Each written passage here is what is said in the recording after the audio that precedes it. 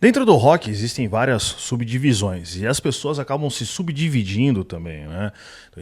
Eu faço muito essas críticas de como as pessoas enxergam aquilo que elas não gostam. E ao invés de simplesmente deixar as coisas irem, não, eles querem inclusive que essas coisas morram, e muitas vezes literalmente. No metal é um subgênero extremamente odiado dentro do rock. Eu acho isso muito interessante. Vamos falar sobre isso hoje. Eu já vou dar uma dica aqui pra vocês. Tá chegando o verãozão. Tô ligado que tem um monte de gente que tá querendo emagrecer, mas também quer ganhar massa. E aí, meu amigo, suplemente lá com a Growth. Aproveita esse mês da Black November, essa coisa da Black Friday, que você ganha 10% de cashback, mais 10% de desconto com pagamento no boleto no Pix. E aí você usando o meu cupom CAIXAVEIA, você vai ganhar mais um desconto. Então você tem desconto acumulativo, né, acumulado ali, mais o cashback de 10%. Então cola lá na Growth, começa a suplementar, tem vitamina, tem creatina, tem até roupa lá, cara. Chegando o verãozão já tá aí, na verdade. Tem umas regatas lá, show de baile, dá uma sacada lá. Tem várias coisas que vocês podem consumir lá. A Growth é basicamente autossuficiente, o negócio é louco lá. Então usa o meu cupom CAIXAVEIA e ganha esses descontos aí. Vamos começar o vídeo. Vocês sabem que eu comecei, bicho, a ouvir metal com o Iron Maiden e o Judas Priest. São as duas bandas que eu gosto. Eu particularmente gosto muito do Somewhere in Time, do Maiden. Vocês sabem muito bem disso, eu falo bastante desse disco. Justamente pelo aspecto anos 80, ou as guitarras sintetizadas. Acho que não eram as guitarras, né? Eram os amplificadores que eram sintetizados. Eu nunca sei a diferença entre uma coisa e outra, mas tinha lá o sintetizador e esse clima, essa atmosfera é ótima, essa atmosfera futurista, aquela coisa Blade Runner, né, que foi baseado, né, o disco foi baseado em várias coisas do Blade Runner ali, essa estética do Ed, aquela capa cheia de easter eggs, tudo isso transforma o Somewhere in Time, na minha opinião, simplesmente o melhor disco que a banda já lançou. Vai ter cara Barba, Powerslave, Barba, Peace of Mind, todos são discos sensacionais, mas o Somewhere in Time toca aqui no coração.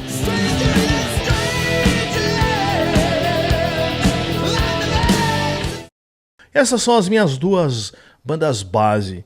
Antes disso ali, eu ouvi o Duran Duran, As Fofinhas, The Cure, algumas coisas do pop rock nacional. Eu sempre faço justiça nesse sentido aí, porque o solo e o riff, né, mas principalmente aquele solo da Alívio Imediato do Engenheiros do Havaí é uma das coisas mais geniais já criadas dentro do cenário do rock nacional. É sensacional. Os caras estavam muito inspirados quando criaram aquilo ali. Maravilhoso, tá?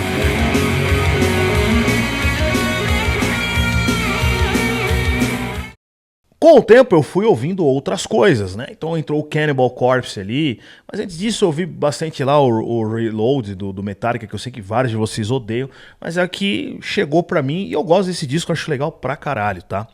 Não que o Metallica seja uma banda que tenha me formado, mas eu ouvi bastante esse disco em particular porque o meu pai me trouxe esse CD, diga-se de passagem, piratão.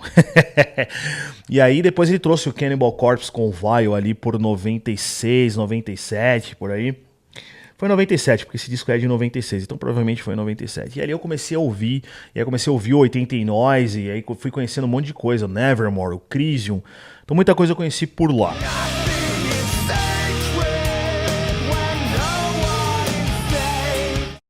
Porém, ali no 2000 cravado, se não me falhar a memória, eu não vou saber precisar pra vocês, eu comecei a assistir, em 99 eu comecei a assistir a MTV e em 2000 eu comecei a basicamente consumir tudo ali que aparecia do Fúria MTV. E aí lembro que entrou aquela coisa do Premiere. Aí eu vi lá o Joey Jordison, né, andando naquele triciclo simulando aquela cena do o Iluminado. Sensacional, né, Spit It Out.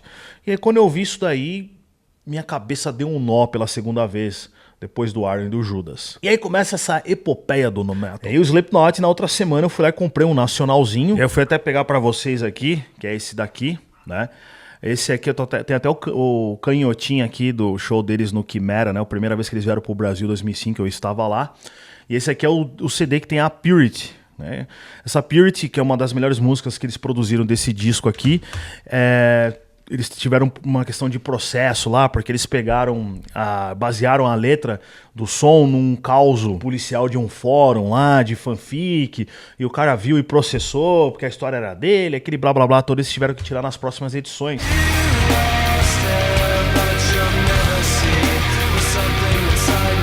E aí eu tenho esse vinil que eu adquiri recentemente também, né? E nele não tem a Purity, infelizmente, né?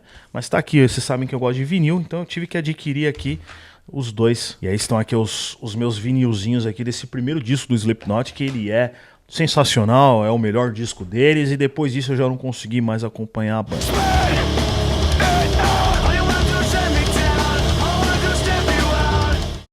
Mas ali a minha cabeça já estava totalmente contaminada com essa coisa do nu metal. Meses depois de comprar esse CD e ouvir ele feito um doente mental, cara, no meu Aiva, né, o compacto, sabe, aquele 3 em 1 pequenininho que você levava na alça, eu ouvi muito nele, fazia um barulho aquela porra, viu, cara? E aí, algumas semanas depois, eu fui lá e comprei uma revista chamada Screamer, que eu nunca mais vi edição nenhuma. E comprei porque tava o Slipknot na capa. E a gente tá falando de um período que essas bandas de nu metal, System of a Down, o Korn, Slipknot, Mudvayne, todas essas bandas, até o Limp Bizkit, quando a gente via alguém com a camiseta na rua, a gente atravessava pra conversar. Porque era um negócio muito alternativo. Só quem realmente manjava é que conhecia e gostava dessas bandas. Olha que coisa interessante. E aí eu lembro que eu vi então essa revista, comprei e comecei a ler. Lá tinha os termos para tentar definir o que era essa nova onda dessas novas bandas aí. E muitas delas vieram de Iowa, Des Moines e dessas cidades aí do sul do país lá.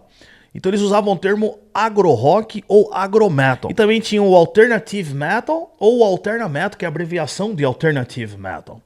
E aí até chegar no termo de mercado, que assim como foi o grunge, eles usaram então para sintetizar todo aquele movimento das bandas de Seattle, que depois vieram de outras regiões também, né?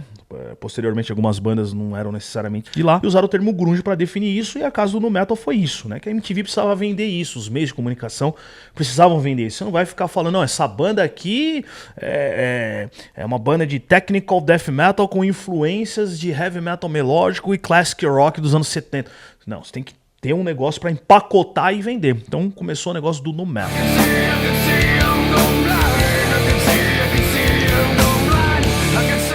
Só que pra gente aqui, aí eu vou falar do Brasil, o nu metal, na concepção de muitas pessoas, isso era uma coisa que na verdade até eu tinha lá na época. Esse termo nu metal, ele sintetiza muito na cabeça de alguns um som que tem fortes influências de rap ou música ou música eletrônica. E aí por isso que muitos falam que na verdade o Linkin Park é nu metal e o Deftones não é nu metal porque não tem influência de rap. Na verdade tem, é que você que não consigo identificar. Muitas das linhas de vocal que o Tino Moreno usa vêm sim de influência de rap, mas não é igual no caso do Linkin Park que o Shinoda faz, né? Que é muito mais explícito, mas tem sim essa influência na pegada de som e tudo mais, só que é uma coisa que você não vai conseguir notar.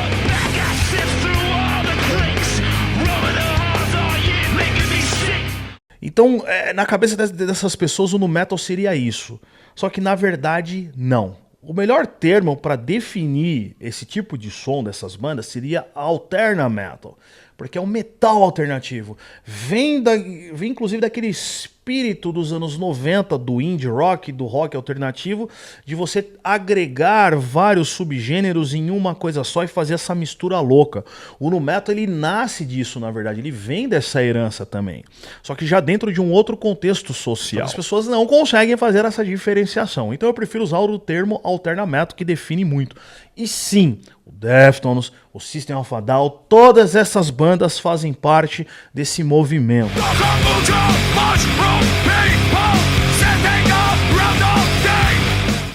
O que acontece? Assim como você tem o heavy metal melódico, você tem o heavy metal tradicional, você consegue misturar hard rock com heavy metal, você consegue misturar thrash metal com heavy metal, você tem technical death metal, você tem o death metal progressivo, você tem um symphonic death metal, você tem o black metal com death metal, e assim vai. O alterna metal foi justamente a mesma coisa. Só que não deu tempo de você conseguir separar esses vários pequenos subgêneros. O Iowa, por exemplo, do Slipknot seria um alterna metal extremo, tem influências de death metal. O primeiro disco já é um alterna metal mesmo, que é essa coisa de experimentação, tem muitas texturas, muitas coisas ali dentro. O Korn, ele entra também nesse contexto de um som mais alternativo mesmo, é um alterna metal autêntico. E o Deftones também. Já o System of a Down, pela região em que eles se instalaram lá, vai ter mais influência dessa coisa mais californiana no som, você percebe isso, então você já teria que criar um outro nome para isso.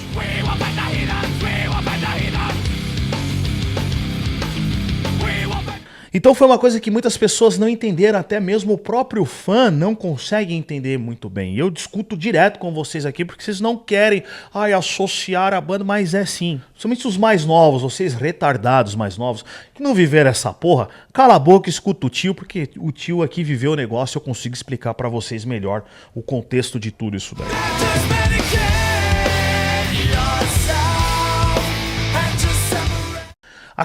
A má fama do nu metal, né, vamos usar o termo de mercado, ela vem por causa de um cara chamado Fred Durst. E agora eu sei que eu vou comprar uma encrenca fodida com os fanboys desse cara aí.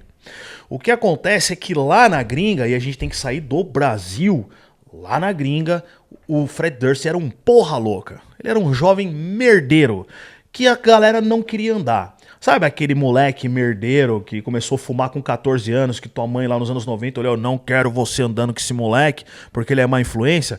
Esse era o Fred Durst. A coisa só piorou com um lance, inclusive, lá do Woodstock de 99, que foi aquele caos desgraçado todo. Vocês sabem muito bem do que eu tô falando. Já fiz um vídeo falando sobre isso, vou deixar aqui no final, vocês assistam lá porque ele tá bem legal. Break your fucking face tonight. Give me some break.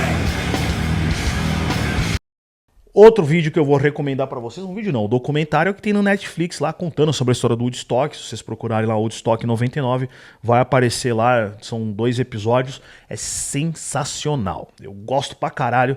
Infelizmente, puta coisa da pós-modernidade, eles não lançaram aquilo em mídia física, né, até onde eu sei. Deveriam começar a fazer isso, né, fazer uma tiragem aí e ganhar dinheiro com essas coisas aí. Então, que tem um monte de série legal lá no Netflix, deveria ter em mídia física, em DVD. Mas enfim. É a vida, né? E aí, o Fred Durst, ele era muito associado a isso aí, né? O Limp Bizkit, sim, era a banda associada a esse termo de nu metal. E essas bandas que faziam esse som mais metal alternativo não queriam fazer parte daquilo. Mas vários deles beberam dessa mesma fonte do Limp Bizkit, o que é, na verdade, muito irônico, né? Misturar o rap, a música eletrônica, eles mesmos usavam essa fórmula, mas eles não queriam ser taxados de banda de nu metal. Por causa do menino Durst.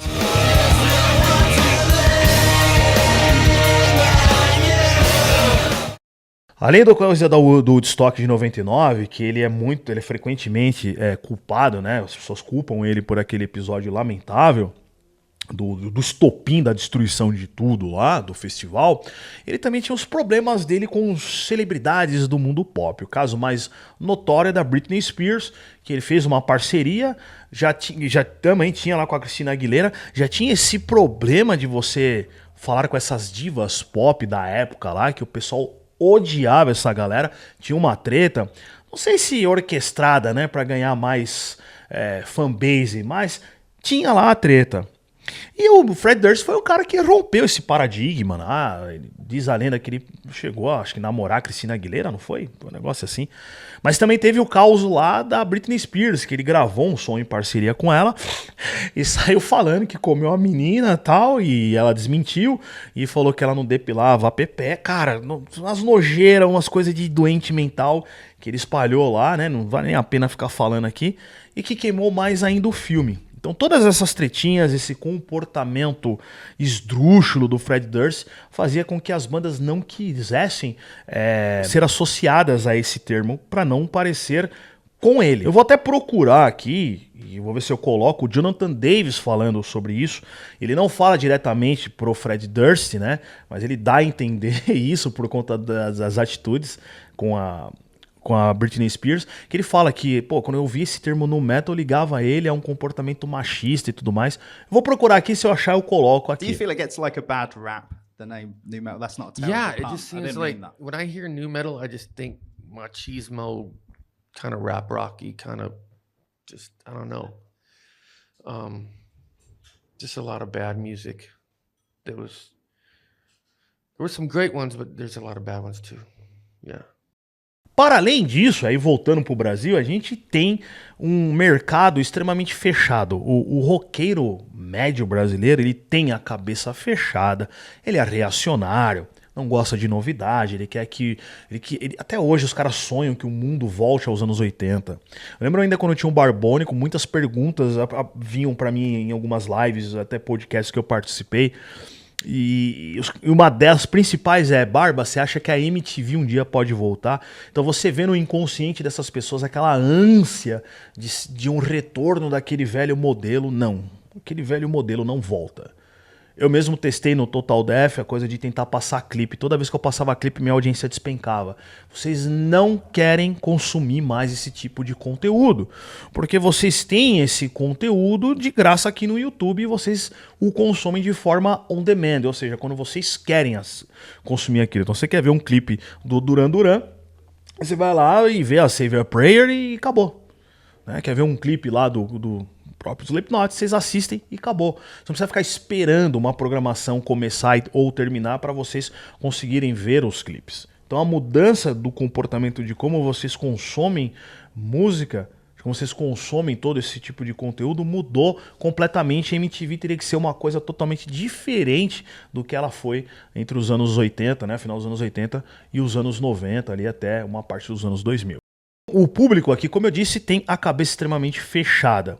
E é sempre de um extremo para o outro. Ou é metal extremo, ou é, sei lá, o heavy metal tradicional, power metal ali.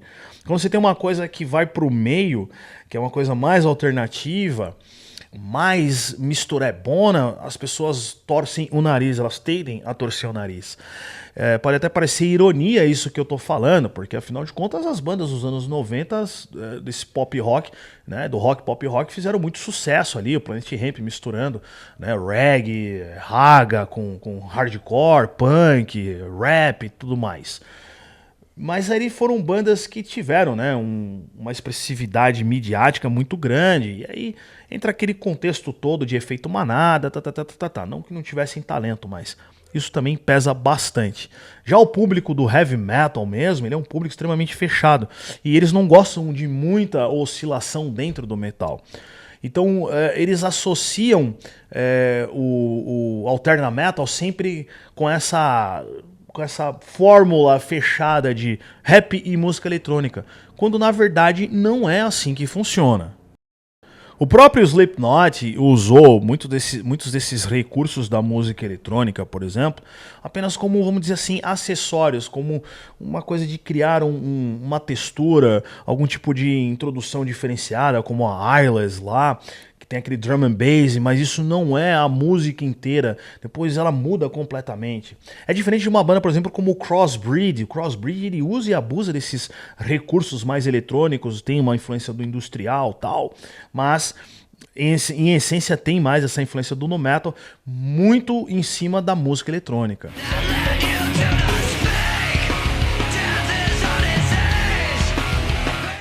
Como eu disse, não deu tempo de a gente fragmentar os diferentes subgêneros que existem dentro do Alterna Metal. Então não é exatamente essa fórmula, tem que ser assim. O Mahallah é uma banda bem obscura, que eu falo bastante deles, que é basicamente uma cópia do Roots, do Sepultura. E é uma banda assim de Alterna Metal que não tem absolutamente nada de música eletrônica, é só berro, guitarra pesada o tempo inteiro, é pancada na orelha. Então você vê a diferença disso.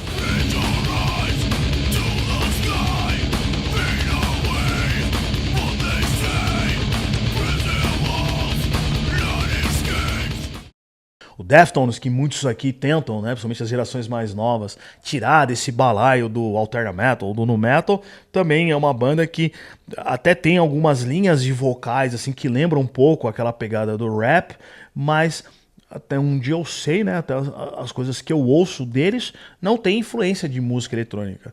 Acho que o Tino Moreno soube separar muito bem isso, né? Tanto é que no Crosses, aí sim no Crosses, ele coloca, é um projeto paralelo dele, ele coloca muito elemento da música eletrônica, do rap, ele chama, né, faz várias collabs com essa galera.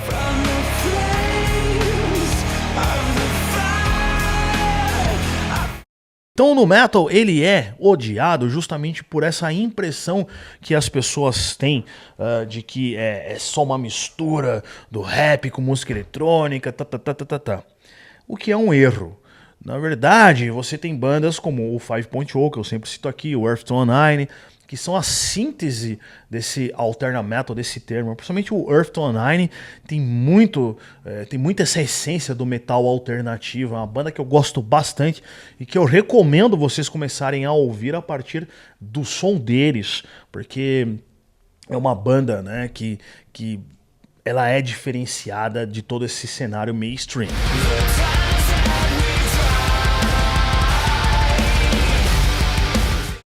Esse ódio, ele acaba sendo até muito assim extremado. Eu lembro que uma vez eu fiz um vídeo falando sobre os caras do nu metal que morreram, e um deles obviamente é o Wayne, né, do Static X. E eu lembro que um cara comentou assim: ainda bem que morreu, essa banda era uma bosta. Você vê o nível de demência na cabeça de um bosta desse daí, né? Os caras é um idiota. Porque é uma coisa você não gostar da banda, outra coisa é você desejar a morte de uma pessoa só por ela fazer um tipo de som que você não gosta. Isso aí é simplesmente ridículo e doentio. Você não gostar é um direito individual seu e eu não tenho como eu brigar com você por causa disso. Agora, desejar a morte é foda, né, cara? Tem que amadurecer muito aí, ô roqueirada do caralho. Outro ponto é o cara impedir que essas coisas existam. E aí entra essa coisa de desejar a morte e tudo mais. Cara, você não tem como controlar o rock. Aí eu entro de novo no discurso que eu sempre faço aqui, não vou me repetir muito, mas basicamente o rock, tudo que você ouve e que você até julga ser o verdadeiro rock ou o verdadeiro metal, veio de uma mistura. Nada é puro dentro desse subgênero. Eles precisam se misturar, inclusive, para gerar isso que você chama de verdadeiro, de true rock, de true metal. Só existe na sua cabeça, cara, essa concepção. Você é um idiota por pensar dessa forma. Porque nada dentro desse som do caralho que a gente gosta é original. Tudo descende de alguma coisa. Você não é original. Você, inclusive, traz até traços do teu bisavô que você nem conheceu, cara. Você nem sabe disso, você tá reproduzindo. Então é basicamente isso. É por isso que as pessoas odeiam o nu metal. Por ele fazer essa mistura muito louca de gêneros que não fazem parte do rock necessariamente. E o fato também do Fred Durst, que é uma peça assim chave, fundamental, pelo menos lá na gringa, para as pessoas odiarem tanto e não na época lá não queriam estar associados ao termo nu metal. Mas é isso aí. Isso aqui é a minha visão. Se vocês têm uma opinião diferente, comenta aqui embaixo. E se chegaram até aqui, comenta aí. Cheguei até aqui. Forte abraço. Falou!